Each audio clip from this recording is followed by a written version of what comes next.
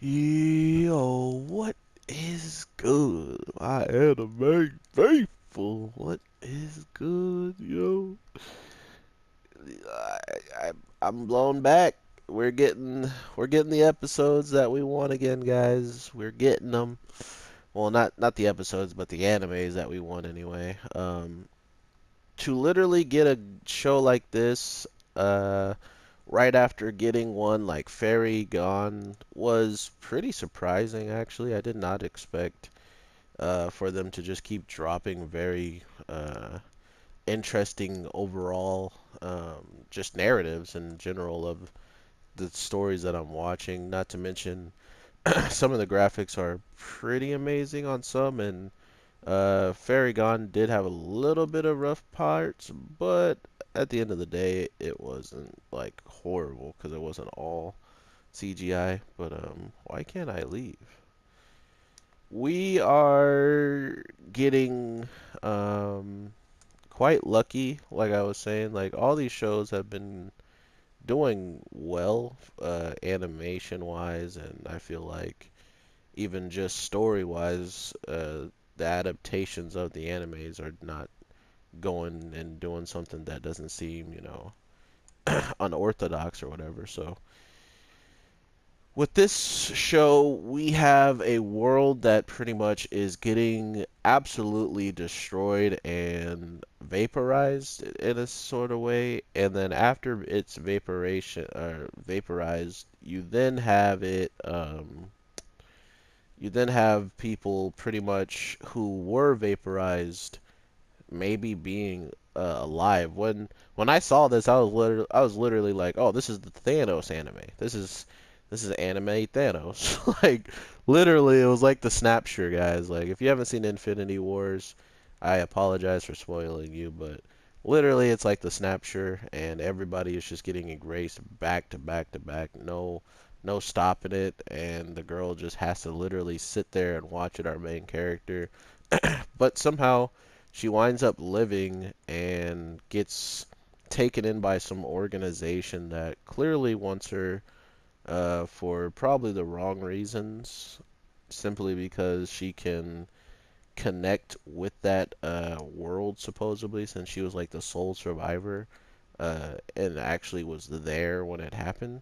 So they're already looking at that as, oh yeah, we could tap into her and probably learn what happened, or even get in there and maybe go back and see what this place has. Maybe she has an immunity of just being in that vicinity or something. So it kind of seems like she is the token person to get into a world that has been supposedly erased from existence. So she has connections, and somehow her father, aka uh, you know, Mr. Invisible Man or Mr. Dead Guy, supposedly sent a message to her saying that she'll wait. And there is something really interesting about like just the overall art of certain characters. Like for instance, the kid with the white hair who kind of brings this whole episode to a creaking, like a screeching halt, man. He kind of, I saw him on the cover. Like, is this kid with white hair? I don't know why all white-haired characters become like my favorite characters. Usually, like the quickest, easiest. I think it's just a natural drawing I have to those types of characters. Usually, they're the dopest, or they do really cool stuff over the span of the show. And I feel like this kid's just gone and shown us that he can, you know, steal the show quite quickly in a way. So we have a little bit of an understanding of how this girl's powers are working. Like every time she pretty much starts to interact with, let's say, she starts to interact with the people that were gone, or she starts to maybe think about them or tamper with. I don't know it fully because this is all speculation. It wasn't like the show openly came out and was like, "This is what's happening, guys." Um, so what I kind of got from it in my from my perspective is um, first we saw the energy, just like energy balls that she was shooting at people, and that turned out to be the her pretty much using the power of people that she knew in the past, I believe. So we are looking at like whoever she was acquainted with is like her weapon, so to speak. Like it, the red ball, the red orbs that she used to pretty much protect the guy on the moped inside the tunnel when the guy jumps on the guy's bike and literally is like standing on his hands, controlling his hands so he can't just spin around or anything like that. Um, we can take from that once she summons those energy balls and they actually could like connect and hit him, they were on the same. That means that guy probably also passed away, or was erased, quote unquote. I think maybe they're sent into like some. They seem digital almost, like they seem like wherever they went or wherever they were taken did something just physically to their body. And from what you can see of how it's all going down, it could be the fact that that's just how overall the the transformation of what happens to you when you get hit by whatever that was. That's what your body starts to look like. But at the same time, when she summons the person that she knew as he was like a bodyguard standing outside their door when they were doing like a birthday song and stuff like that, the father and like her brother, I believe, or maybe someone. Yeah, it was probably her brother. But with seeing that and knowing that he was somebody that definitely was a part of the erasure, it kind of is automatically telling you like, hey, that's just where her ability is coming from. She has the ability to pretty much tamper with what has been lost or what is uh, left in that world, so to speak. So I don't know. It seems like they don't want us to know much, and that's fine by me because regardless, they're gonna have to tell us something sooner or later. And once they do, your boy the anime G is gonna be all over that and know exactly what they talking about. Um, but yeah, I truly, truly think this show has potential. This is kind of like the potential era. Like everything kind of just goes through this trying phase of what's good, what isn't, and from what I can tell so far, I haven't found many of these first episodes being lackluster. They seemingly go pretty in on the story. They show us sometimes a little bit of the characters and how they act in certain situations. They even show us that some of the main people aren't even confident in themselves, but they'll still push forward. All of these things that they've been showing us throughout all these first episodes have been absolutely amazing. But what I truly enjoy about anime is how the story goes from where it is and how does it get to where it ends. That is something I can never like put past any shows, and not. I try not to not give shows chances until there's enough of evidence to show me that the show isn't for me. And to see this and to see the ending of this was like, wow, they really went there. I mean, there's powers and abilities in this show that haven't been answered, so that might lead to maybe why some of this stuff happened in this week and is going to be erased in some way. But man, they literally just body one of the main characters that get to learn, and after he gets bodied, they pretty much just wipe their hands with it. They're just like, oh well, yeah, that happened.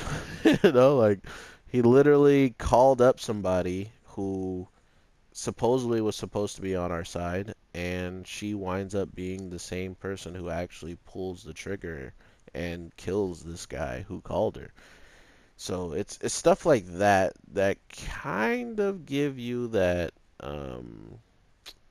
it gives you that feeling that there's so much more coming, but with how they're going about it, early on is always going to be vague and leave audiences like not fully understanding what's going on. But if you've been doing this as long as I have and you've been watching these stuff as much as I have, you should be able to see quite a bit of potential that is coming throughout all of this backstory and information that we're getting, which, in my opinion, it's putting me in a better state of mind for the overall narrative to not just be kind of undermined because, I mean, they went quite far to show us just how powerful the people are that they can summon or that are being used.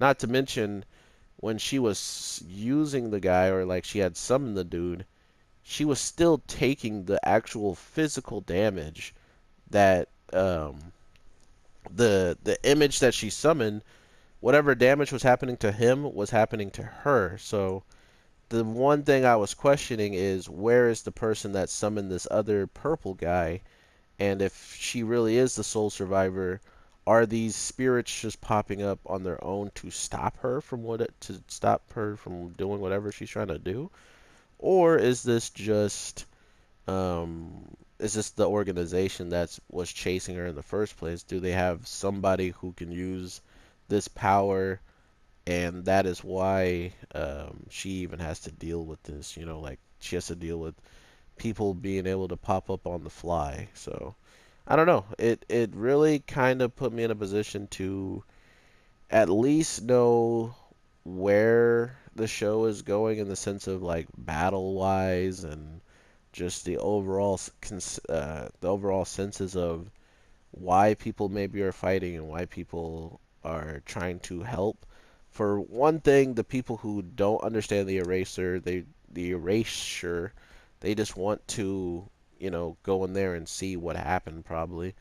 And then you have the other people who seemingly are actually trying to fix the stuff. They're actually trying to maybe uh, maybe bring back the guy that got bodied. I mean, that's just a guess though, because at this point in time, it's anybody's guess at what both organizations want at this point, in my opinion.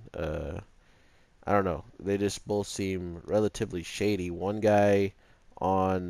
one guy on the side that we think was good, who was trying to deliver the girl to to her dad, who somehow they just get a message and they automatically jump to the conclusion that it's their dad, that it's her dad, when she did have a brother and that bodyguard that maybe could have been alive before the dad. That's two. There's three people that in that group of hers that could have came out alive, and they really focused on, oh, it is the dad for sure. It's the dad. So um, I don't know. I feel like that is another answer maybe to what that organization that was actually trying to get her to look for her dad may have in mind. Not really sure, but that's just, of course I'm going off of what I got in this one episode. Other than that, though, the guy who straight up stops the bike and kind of talks bad about the other people that he works with. He's like, "You think you could have got ahead of me? Like, you thought you would be able to do any of this stuff before I knew about it or before I did something? You're crazy." Like it just kind of feel like there's definitely some turmoil inside this base or this group of people. So that's also something pretty fun to look forward to, if they're going to be fighting amongst themselves or if they're actually going to team up and work very well together to stop this girl who they just captured and anybody who tries to save her from now on. But overall, my anime people, I hope you have a great day, night, evening, whatever the case may be. I'm probably going to drop one more video and then save the rest for Monday, just in case nothing new comes out on Monday, because I only have one show. And I will have a show from today that came out, coming out Monday. So with that being said, I hope you guys enjoy, and I hope to talk to you in the next one. So with that, I will talk to you later, everybody, and peace.